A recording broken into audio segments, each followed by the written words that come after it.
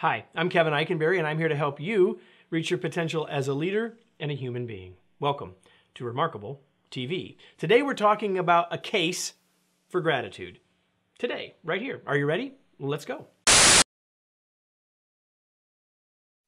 Recently, I had the chance to speak to a group of middle schoolers on their first day of school. It happens to be the school that I attended growing up, although then it was called junior high and not middle school. So I had the chance to share in a keynote address on the first day of school with 350 6th, 7th, and 8th graders about the ideas in the new culture they're creating at that school built around the word grit, G-R-I-T, and the G of grit is gratitude. So this is the first of 4 episodes of Remarkable TV that I'm going to share with you, sharing the ideas I shared with those kids. Maybe simpler than you might normally think about them, but I think you're going to find it of great value as I try to share it with you in the ways that I shared it with the kids, okay? So first of all, I asked the kids, how do you feel when you're grateful?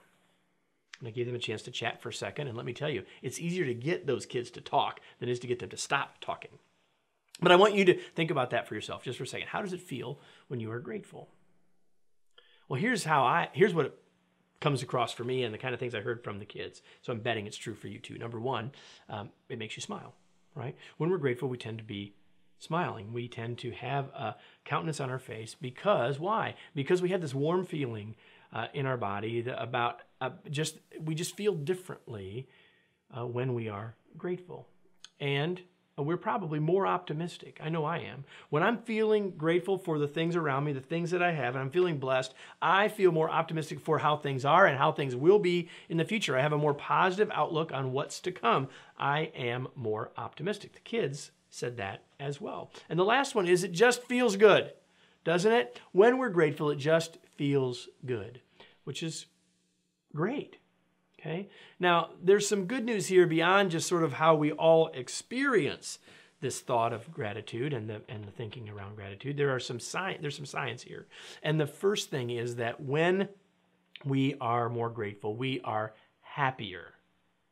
Well, this one makes sense. It kind of goes with what I just said, but literally, we are happier. We have a different frame of mind when we're grateful, and we then, therefore, what this means is, if we're a little bit down and we think about things we're grateful for, it's in the movie, The Sound of Music, for heaven's sakes. These are a few of my favorite things. When I'm feeling low, when I'm feeling down, it makes me happier to feel grateful for things. Aren't you glad I didn't bust out in song? We are healthier. Science tells us that things happen, body chemistry things happen that's good for us when we're more grateful. So when we're more grateful, we're healthier. And the third thing that's true when we're more grateful is that our minds open up more and we're more open to new ideas, so we learn faster. Now, the kids loved that one. I said, listen, you'll be a better student if you be more grateful. And I think they actually took note of that. So we can learn faster, literally, when we're more grateful. So these are good. This is all good news, right? And now you may be wondering, Kevin, so what do I do? How do I do it? Well, what did I tell the kids? Well, I told the kids what I'm going to tell you, although I'm going to tell you a little bit more.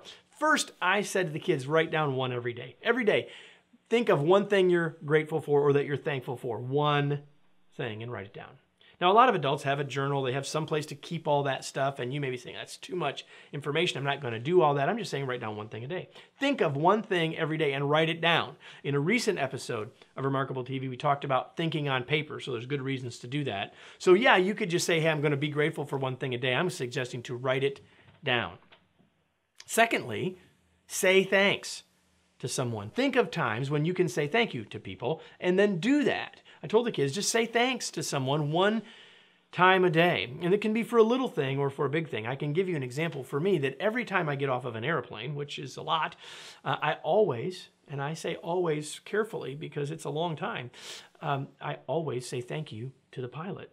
It's just something that I try to do as a way to remember that, listen, I'm grateful that we got there. I wanted to come here. I got here. I'm here safely. Maybe it's early, maybe it's late, but I'm still grateful. And so by saying thank you, it's a reminder to me. It puts a little bit of bounce in my step as I walk off the plane. I do typically have a smile when I leave. So say thank you to someone every day. Third, doodle it. This is what I told the kids. I said, sometimes in class, you're going to be your mind's going to drift and you're going to doodle about, I told them, I said, you might be doodling about the boy or the girl you're thinking about, trying to hide those doodles.